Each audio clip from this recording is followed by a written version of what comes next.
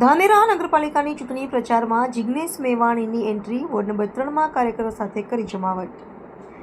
ધાનેરા નગરપાલિકાની ચૂંટણીનો જંગ હવે જામતો જાય છે। ચૂંટણી પ્રચારમાં ગરમાવો લાવવા માટે પ્રદેશના દિગ્ગજ નેતા અને ધારાસભ્ય જિગ્નેશ મેવાણી આજે ધાનેરાની મુલાકાતે પહોંચ્યા હતા।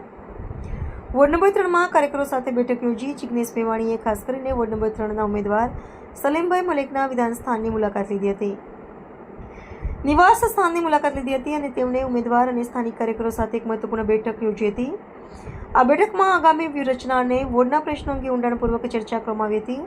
કાર્યક્રમોમાં ઉત્સાહનો સંચાર। બેઠક દરમિયાન જિગ્નેશ મેવાણીએ કાર્યકરોને સંબોધતા જણાવ્યું હતું કે જનતાના પાયાના પ્રશ્નો અને વિકાસના મુદ્દાઓ સાથે આપણે લોકો વચ્ચે જવાનું છે।